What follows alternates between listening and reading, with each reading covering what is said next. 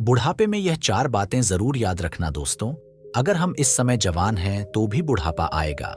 अगर हम अमीर हैं फिर भी बुढ़ापा आएगा। गरीब हैं फिर भी बुढ़ापा आएगा। चाहे बुद्धिमान है या मूर्ख, एक ना एक दिन सभी को बुढ़ापा आना है दोस्तों। बुढ़ापे में वे कौन सी 4 बातें हैं जो हम सभी को याद रखनी चाहिए? अगर हम इन 4 बातों को याद रखेंगे तो बुढ़ापे के समय हमें कोई दुख तकलीफ नहीं आएगी।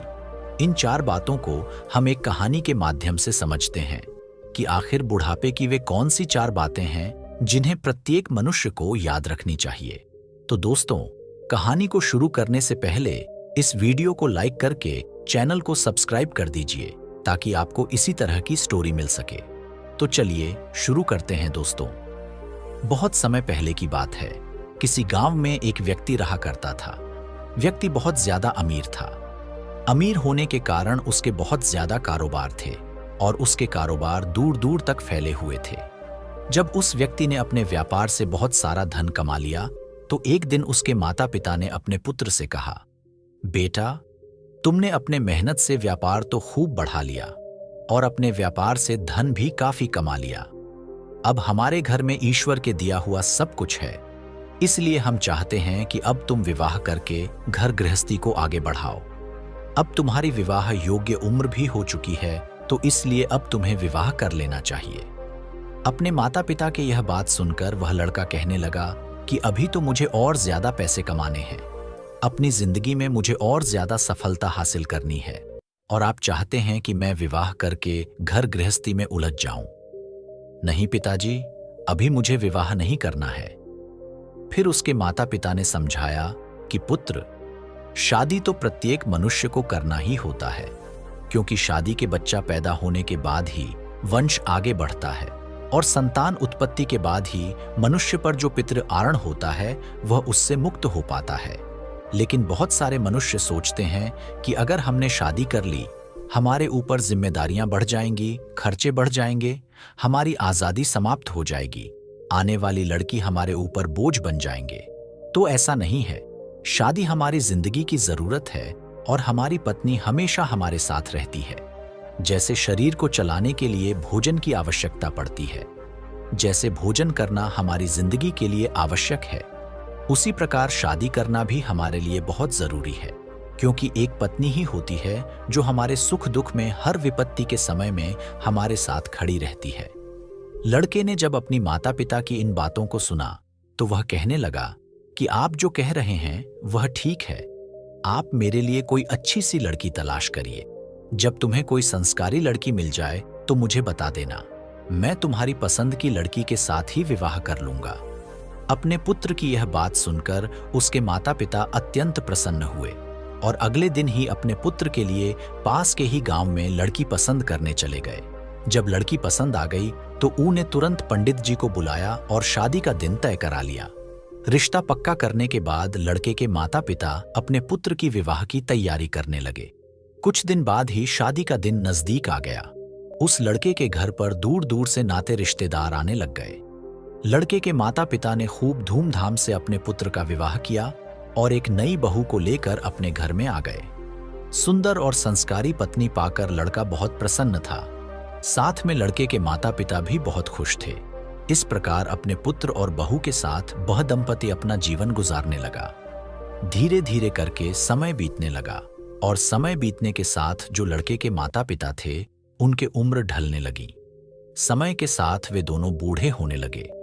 फिर लड़के के माता पिता ने अपने लड़के और बहू को पास बुलाया और उनसे कहने लगे, बेटा, आज जो बातें हम तुम्हें बताएंगे वह बातें तुम्हारी जिंदगी में हमेशा काम आएंगे, इसलिए इन बात को बड़े ध्यान से सुनना। और ऐसा कहकर उन्होंने बताना शुरू किया कि तुम्हारे सामने जीवन में कैसी भी परिस्थिति आए, हमारी इन बातों को कभी मत भूलना। तुम दोनों एक दूसरे के साथ सदैव साथ रहना और किसी भी परिस्थिति में एक दूसरे के साथ कभी विश्वासघात मत करना।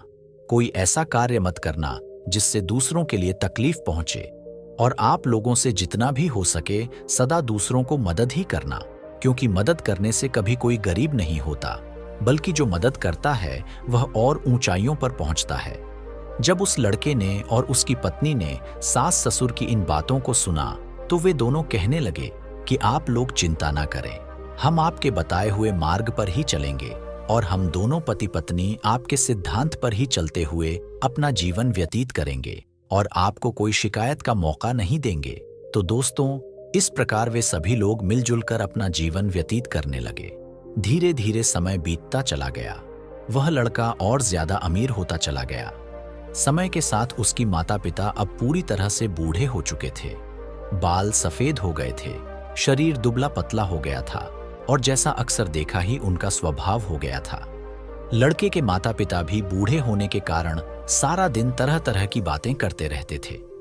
उनका यह व्यवहार लड़के की पत्नी को रास नहीं आता था और वे नाराज हो जाती थी। उसकी नाराजगी के कारण था कि उसके सास ससुर बार बार किसी न किसी बात को लेकर उससे झगड़ने लग जाते थे।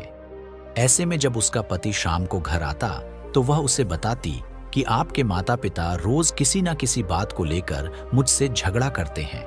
अगर तुम्हारी माता पिता की ऐसे ही हरकत रही तो मैं एक दिन इस घर को छोड़कर तुम्हें छोड़कर अपने पिता के घर चली जाऊंगी। पत्नी की ऐसी बातें सुनकर लड़का अपने माता पिता को समझाता है कि आप अपने बहू के साथ ऐसा व्यवहार क्यों करते हो। तो वह लड़के से कहते हैं कि झगड़ा हम नहीं बल्कि तुम्हारी पत्नी करती है, वही हमसे लड़ती है। इस तरह दोनों एक दूसरे पर आरोप प्रत्यारोप लगाते हैं। किसी तरह लड़का दोनों को समझाता है, लेकिन माता पिता तो बूढ़े हो चुके थे। कुछ समय तो उन्हें याद रहता, लेकिन दूसरा दिन लगते ही वे अपने पुत्र की बातों को भूल जाते और फिर से वही सब कुछ करने लगते।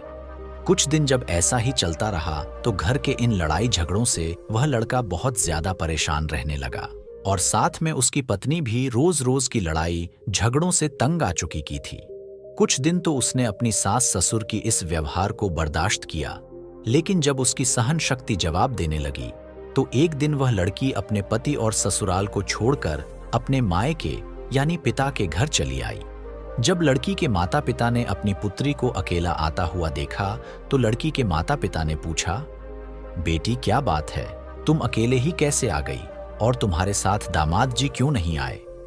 तब उस लड़की ने पूरी घटना अपने माता पिता को कह सुनाई।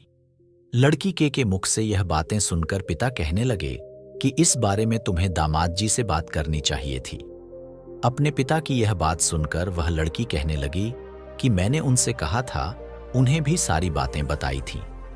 उन्होंने भी अपने माता पिता को समझाया था, लेकिन वे किसी की नहीं सुनते। उनके ऊपर किसी के समझाने का कोई फर्क नहीं पड़ता। कुछ समय तक तो वे ठीक रहते हैं, फिर वही लड़ाई झगड़ा। इस रोज रोज के लड़ाई झगड़े से मेरा जीवन नरक हो गया है और दिन प्रतिदिन मेरी जिंदगी खराब होती जा रही है। आज मैं अपनी ससुराल से यह निर्णय करके आई हूं कि जब तक वे दोनों बूढ़े उस घर में हैं, तब तक मैं ससुराल नहीं जाऊंगी और तब तक मैं तुम्हारे पास ही रहूंगी। अपनी पुत्री की यह वचन सुनकर उस लड़की के माता पिता ने कहा, बेटी किसी भी लड़की का अपने पिता के घर में गुजारा नहीं होता है। जब तक लड़की का विवाह नहीं होता तब तक उसकी माता पिता का घर है, उसका घर होता है। लेकिन जब उसका विवाह हो जाता है तब उसका ससुराल ही उसका असली घर होता है। इसलिए बेटी जाओ, अपने ससुराल में दोहक तकलीफ झेलते हुए अपना जीवन यापन करो।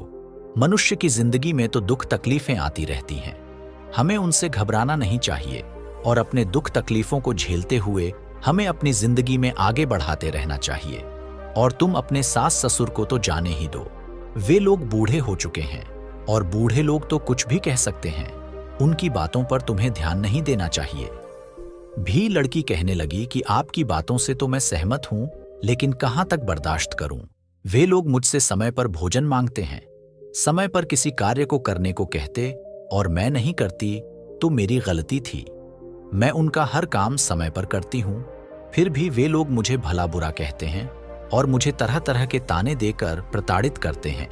यही नहीं, मेरे बारे में लोगों से तरह तरह की बातें करते हैं। वे लोगों से कहते हैं, हमारे घर में जो बहू आई है उसका चाल चलन ठीक नहीं है, हमारा लड़का इतना कमाता है फिर भी हमारी बहू हमें कुछ खाने को नहीं देती। इस तरह की बातें वे गांव वालों से करते हैं और हमेशा ही मेरे पकाए हुए खाने में कमी निकालते रहते हैं। लोगों से कहते हैं कि हमारी बहू को तो खाना भी बनाना नहीं आता और हम लोगों को समय पर भोजन भी नहीं देती है।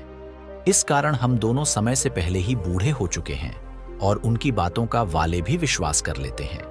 ऐसे में आप ही मुझे बताइए कि मैं उन्हें भोजन क्यों नहीं दूंगी? मैं भला उन्हें भूखा क्यों मरूंगी? जब अपनी बेटी की यह बातें वह पिता सुनता है तो उसे अपनी बेटी की बातें सुनकर बड़ा ही दुख होता है और अपनी बेटी से कहता है कि पुत्री, तुम चिंता मत करो। इसके बारे में मैं तुम्हारी ससुराल जाकर तुम्हारे सास ससुर और तुम्हारे पति से बात करूंगा और उनसे पूछूंगा कि आखिर वे लोग तुम्हारे साथ ऐसा व्यवहार क्यों करते हैं। अगले दिन ही लड़की के माता पिता अपनी बेटी को लेकर उनके ससुराल पहुंचते हैं। ससुराल में उन्हें दामाद तो नहीं मिलते।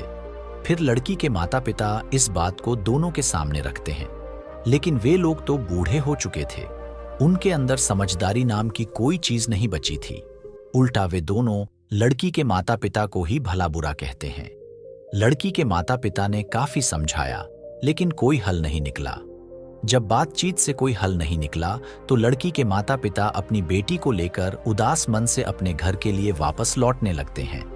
जब वे वापस लौट रहे थे तो उन्हें रास्ते में एक व्यक्ति दिखाई देता है जिनके एक हाथ में कमंडल था और उनके बड़े बाल बिल्कुल सफेद और लंबीदार ही थी और मुख पर एक अलग ही तेज थी। जब लड़की के माता पिता उस व्यक्ति के पास पहुंचते हैं तो उन्हें मालूम पड़ता है कि वह एक सिद्ध सन्यासी हैं। उनके चेहरे पर एक अलग ही तेज आभा थी। उनके तेज को देखकर लड़की के माता पिता उन्हें प्रणाम करते हैं और उनके चरणों के पास जाकर बैठ गए। जब साधु महाराज ने पूछा, पुत्र कोई परेशानी है क्या? तब लड़की के पिता कहने लगा, हाँ महाराज, मैं बहुत परेशानी में हूं। मुझे कुछ समझ नहीं आ रहा कि क्या करना चाहिए। फिर साधु महाराज कहने लगे, बच्चा, तुम्हें जो भी परेशानी है मुझे साफ साफ बताओ। मैं तुम्हारी परेशानी का कोई ना कोई जरूर समाधान कर दूंगा। वह लड़की के पिता कहने लगा, गुरुदेव, कुछ साल पहले मैं अपनी बेटी की शादी बगल के गांव में करी थी, जिसे घर में मैंने अपनी बेटी के रिश्ता किया था। वे लोग बहुत ही अमीर हैं। जिस लड़के से मैंने अपनी पुत्री का विवाह किया था वह तो ठीक है, लेकिन उसके माता पिता कुछ ठीक नहीं है। वे बूढ़े हो चुके हैं और बूढ़े होने के कारण मेरी बेटी को तंग करते हैं, परेशान करते हैं और मेरी बेटी की गांव वालों के सामने उल्टी सीधी बातें करते हैं, जिसके कारण मेरी बेटी ससुराल छोड़कर मेरे पास लौट आई है और मेरे पास रहने की जिद पर अड़ी हुई है। अब ऐसे में आप ही बताइए कि कोई भी पिता अपनी शादीशुदा बेटी का जीवन भला कैसे बिगाड़ सकता है। लड़की के पिता की ऐसी बातों को सुनकर वह सिद्ध सन्यासी कहने लगे कि यदि ऐसी बात है तो तू मुझे उन लोगों के पास ले चलो। मैं उन्हें कुछ शिक्षा दूंगा, मैं उन्हें कुछ बातें बताऊंगा। यदि मैंने बताई बातें उनकी समझ में आ गई और उन्होंने अपने जीवन में उतार दिया तो उन बातों से आपकी बेटी भी हमेशा खुश रहेंगी और वे लोग भी सदैव प्रसन्न रहेंगे, क्योंकि उन्हें कभी किसी ने नहीं बताया कि बुरा परे में यह 4 बातें सदैव याद रखनी चाहिए। इसी कारण से उनकी यह दुर्दशा हो रही है और उसके साथ ही तुम्हारी बेटी और दामाद को भी मुसीबतों का सामना करना पड़ रहा है। जब लड़की के माता पिता ने सिद्ध सन्यासी के इन बातों को सुना तो वे प्रसन्न हो गए और साधु महाराज को अपने साथ लेकर बेटी के ससुराल की ओर चल दिए। जब समधी के घर पहुंचे तो साधु महाराज ने लड़की के माता पिता और उस लड़की को घर के दरवाजे पर रुकने का इशारा किया और स्वयं घर के अंदर प्रवेश कर गए। घर के अंदर दोनों बूढ़े बैठे हुए थे। जब लड़की के माता पिता ने साधु महाराज को देखा तो दोनों खड़े हो गए और साधु महाराज को बैठने के लिए आसन दिया। फिर उस लड़के के माता पिता ने सिद्ध सन्यासी से खाने पीने के बारे में पूछा। उस साधु महाराज ने कहा कि मैं आप लोगों के घर पर जी भर के खाऊंगा, लेकिन उससे पहले तुम्हें एक काम करना पड़ेगा। सन्यासी की बात सुनकर वे दोनों बुजुर्ग व्यक्ति कहने लगे कि आपके हम सभी बात मान लिए तैयार हैं, लेकिन पहले आप भोजन कर लीजिए। सिद्ध सन्यासी ने कहा, नहीं, पहले तुम मेरी बात को सुनो, उसके बाद ही आप अपने घर का भोजन मुझे करवाना। उसके बाद साधु महाराज कहने लगे कि मैंने सुना है कि आप लोग बूढ़े हो चुके हो और बूढ़े होने के कारण आप अपनी बहू को परेशान करते हो, साथ में आपकी बहू भी तुम्हें परे करती है। साधु महाराज की यह बात सुनकर दोनों पति पत्नी कहने लगे कि गुरुदेव, आपने ठीक सुना है, हम दोनों तो बूढ़े हो चुके हैं और हमारी बहू हमारी कद्र नहीं करती है और हमेशा हम लोगों को परेशान करती रहती है। उसे पता नहीं है कि जैसे आज हम बूढ़े हैं वैसे ही कुछ समय बाद उस पर भी बुढ़ापा आएगा, और यह सब जानते भी वे हम दोनों को बहुत ज्यादा परेशान करती हैं। तभी साधु महाराज कहते हैं कि तुम चिंता मत करो, मैं तुम्हारी सभी परेशानियों को समाप्त कर दूंगा, लेकिन उसके लिए तुम्हें मेरी 4 बातें माननी होगी। यदि तुमने यह 4 बातें मेरी मान ली, तुमने अपने जीवन में उतार लिया, फिर देखना आपका बुढ़ापा कितने सुख से कटता है। मैं आपको आपके सुखी जीवन के लिए 4 बातें बता रहा हूं, जिससे आप अपने जीवन में अपनाकर हमेशा खुश रहेंगे और कभी भी आपकी बहू या बेटा आपको परेशान नहीं करें। इतना कहने के बाद उन्होंने बताना शुरू कर दिया कि सबसे पहली बात है कि आप बोलते समय अपनी बातों पर ध्यान दें, अपनी वाणी पर ध्यान दें, क्योंकि आपकी वाणी में इतनी शक्ति है जो कि आप अपनी वाणी से किसी का भी दिल जीत सकते हैं और आप अपने वाणी से किसी को भी चोट पहुंचा सकते हैं। इसीलिए तुम्हें अपनी बातों पर ध्यान देनी चाहिए। मान लो अगर आप मुझसे बात कर रहे हैं, मुझसे बात करने का तरीका आपका कैसा है? अगर आपका बात करने का तरीका मुझे ठीक लगेगा तो मैं आपसे जुड़ जाऊंगा। यदि आपका बात करने का तरीका मुझे ठीक नहीं लगेगा तो मैं हमेशा के लिए आप लोगों से जुदा हो जाऊंगा। इसीलिए मैं यह बताना चाहता हूं कि आप अपनी बातों पर ध्यान दें, क्योंकि बोलने से पहले 1000 हर बार सोच लेनी चाहिए कि मैं जो बात बोल रहा हूं उससे अगले व्यक्ति को क्या नुकसान पहुंचने वाला है या फिर उन बातों से सामने वाले को क्या फायदा होने वाला है। उसी के अनुरूप दूसरों के सामने हमें अपनी बातों को रखना चाहिए। मैं जानता हूं कि मनुष्य जब बूढ़ा हो जाते हैं तो इंसान के शरीर में तरह तरह की बीमारियां होती हैं। वह बोलता तो ठीक है, लेकिन उन्हें पता ही नहीं चलता है कि मैं क्या बोलता है। लेकिन आप अपनी बातों पर हमेशा ध्यान दें कि हम लोगों से बातें करें। जब दोनों दंपति ने साधु महाराज के इस बातों को सुना तो दोनों कहने लगे, गुरुदेव ठीक है, आज से हम दोनों पति पत्नी अपनी बातों पर ध्यान देंगे, लेकिन दूसरी कौन सी बातें हैं वह भी हमें बताइए। तब साधु महाराज कहने लगे कि उचित समय पर ही हमें कोई वस्तु को मांगना चाहिए। जैसे अगर आपको भूख लगी है और उस समय आपकी बहू खाना बना रही है, यदि उस समय आपने भोजन मांगा तो वह भोजन कहां से दे पाएगी? उस समय तो भोजन बनाया जा रहा है। मान लो अगर आपकी बहू किसी समय स्नान कर रही है और उस समय आप किसी वस्तु की मांग कर रहे हैं, किसी सामान को मांग रहे हैं, तो वह उस अवस्था में उस वस्तु को देने के लिए आपके पास तो नहीं आ सकती और आप उन बातों को लेकर उससे झगड़ने लगे तो आपका ही व्यवहार ठीक नहीं है। आपको यह समझना होगा कि बुढ़ापे में और जवानी में अंतर होता है। जवानी में हम दूसरों के लिए कमाते हैं, इस कारण दूसरों पर हमारा अधिकार होता है। जवानी में हम अपने आप में होते हैं। जवानी में हम जो भी मांगते हैं वही हमें मिलता है, लेकिन बुढ़ापे में हम दूसरों के सहारे हो जाते हैं और दूसरा व्यक्ति पहले अपने काम करेगा और काम समाप्त होने के बाद वह उस वस्तु को हमारे पास लेकर आएगा। इसलिए हमें धैर्य बनाए रखना चाहिए। ऐसा नहीं है कि हमने अपने जबान से किसी बात को निकाला और तत्काल वह हमारे सामने आ जाए, कभी नहीं हो सकता।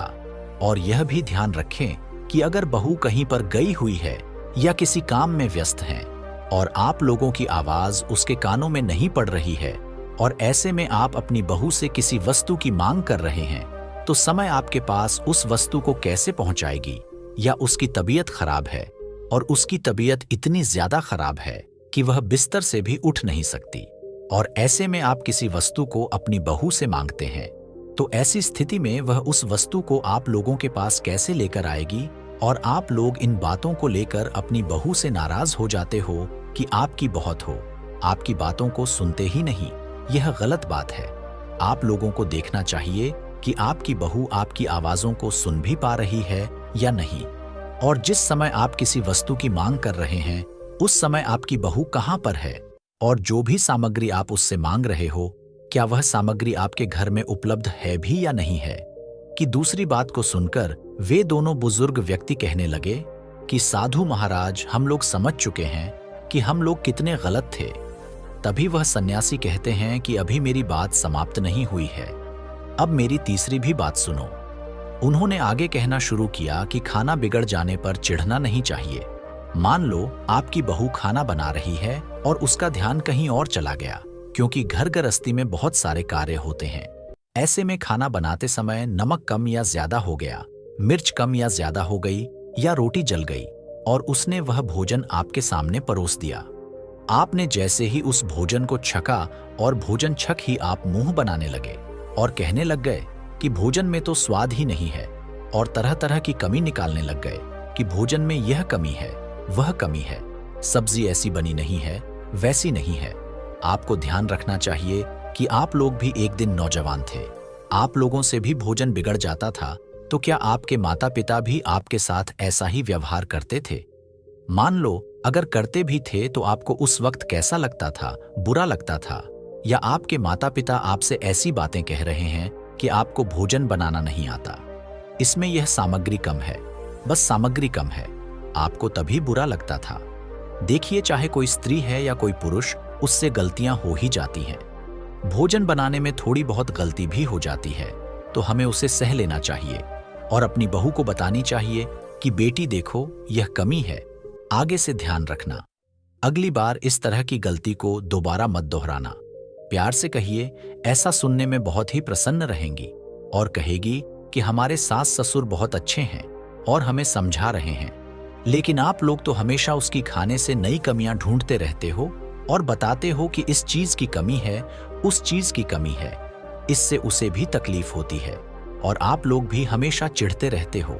आपकी ऐसा करने से घर में कलह ही बनती है।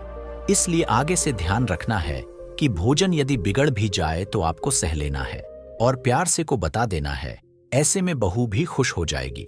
सन्यासी की यह सारी बातें सुनकर वे दोनों पति पत्नी कहते हैं, गुरुदेव, इन तीनों बातों को तो हम अच्छे से समझ गए हैं, लेकिन वह चौथी बात क्या है जिसे आप हमें बताना चाहते थे? कृपया वह चौथी बात भी हमें बताइए। तब साधु महाराज कहते हैं, थोड़ा धीरज रखो, मैं चौथी बात भी बताऊंगा। और फिर उसके बाद वह कहते हैं कि वे चौथी बात है कि अपनी परिवार के हालातों के बारे में कभी दूसरों को नहीं बताना चाहिए।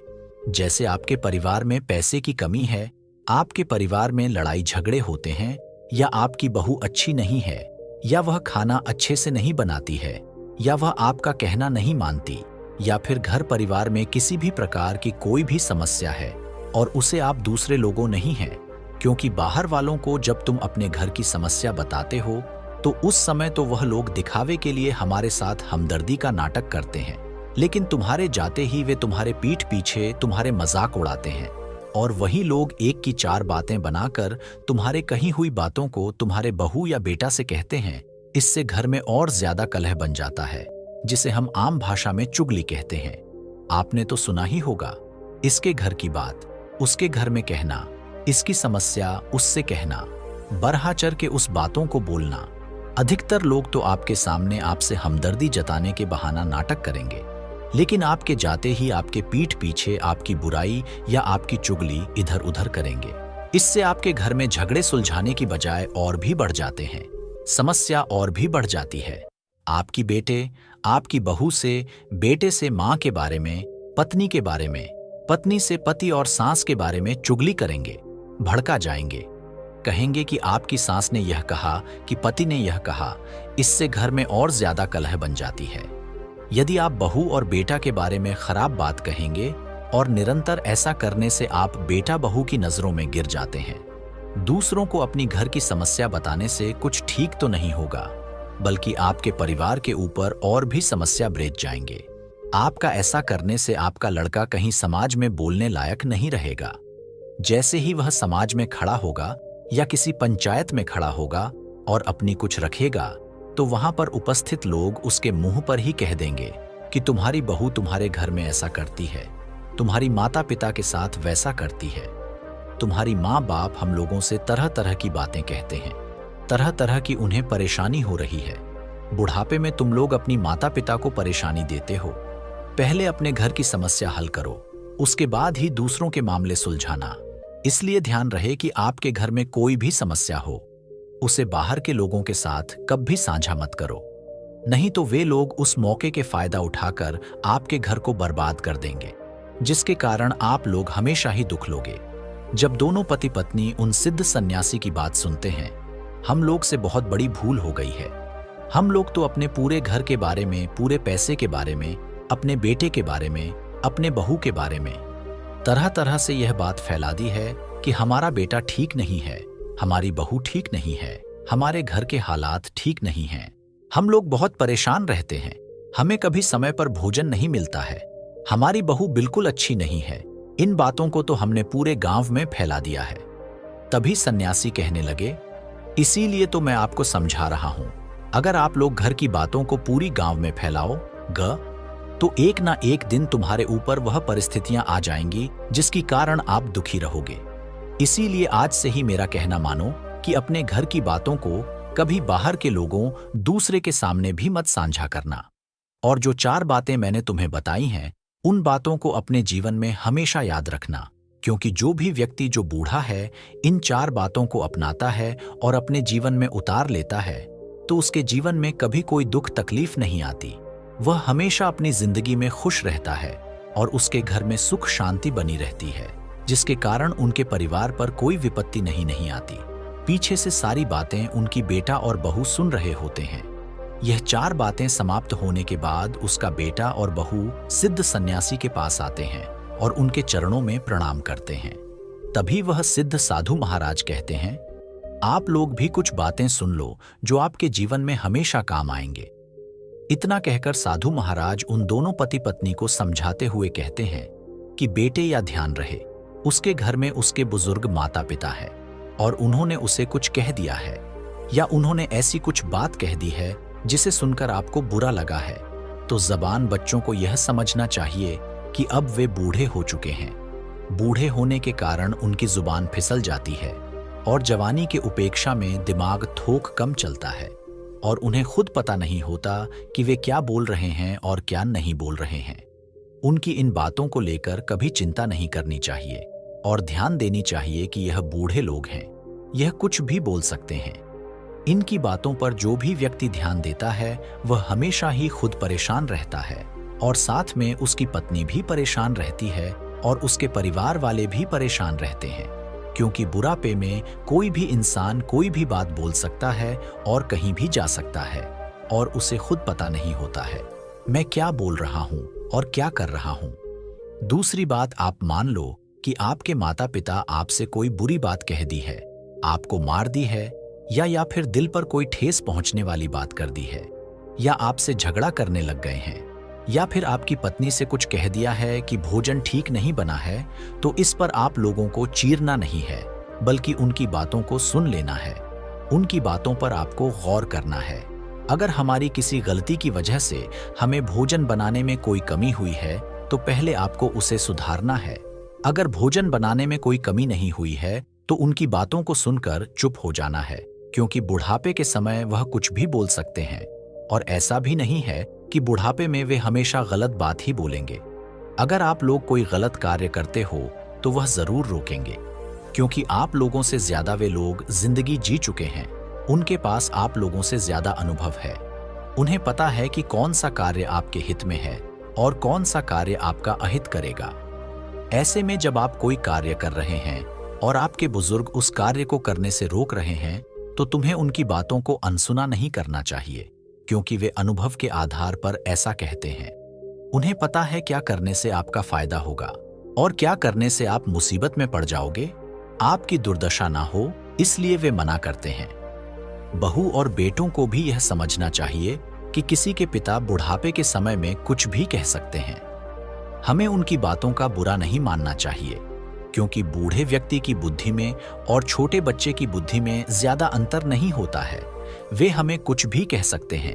कहा जाता है कि बुढ़ापा बालपन का दूसरा रूप है, तो इसीलिए अगर वह हमसे ढहते हैं या हमें गाली भी देते हैं तो हमें सह लेना चाहिए और उनसे झगड़ना नहीं चाहिए, नहीं तो हमारी जिंदगी में परेशानियां बढ़ती चली जाएंगी। तो दोस्तों, उम्मीद है कि आपको यह कहानी पसंद आया होगा। गौतम बुद्ध हमेशा ही सही समय पर प्रवचन देने पहुंच जाया करते थे।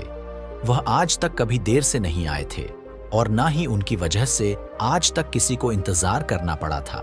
लेकिन आज पहली बार ऐसा हुआ था कि उनके शिष्यों को उनका इंतजार करते काफी समय हो चुका था, लेकिन बुद्ध अभी तक प्रवचन सभा में नहीं पधारे थे। शिष्य आपस में बातें कर रहे थे कि जरूर आज तथागत बुद्ध को कोई जरूरी काम आ गया होगा, वरना वह हमेशा ही समय पर आ जाते हैं। शिष्य यह बातें कर ही रहे थे कि तभी अचानक गौतम बुद्ध अपने हाथ में कमल का एक फूल लिए वहां आ पहुंचे और एक पेड़ के नीचे लगे आसन पर आकर बैठ गए। आश्रम में करीब 500 शिष्य थे। जो उनका प्रवचन सुनने के लिए बुद्ध का इंतजार कर रहे थे।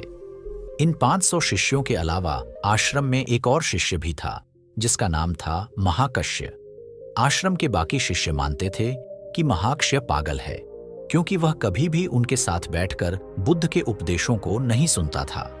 उसने आज तक कभी ध्यान भी नहीं किया था और ना ही कभी ध्यान करने का प्रयास ही किया था। वह बस पूरे दिन चुपचाप किसी पागल की तरह आश्रम के एक पेड़ के नीचे बैठा रहता। ना ही उसके पास कोई बात करने आता और ना ही वह किसी से बात करता। जब उसका मन करता तो आसपास के गांवों में जाकर थोड़ी सी भिक्षा मांग लेता और भिक्षा में जो कुछ भी मिलता उसे खाकर उसी पेड़ के नीचे फिर बैठ जाता।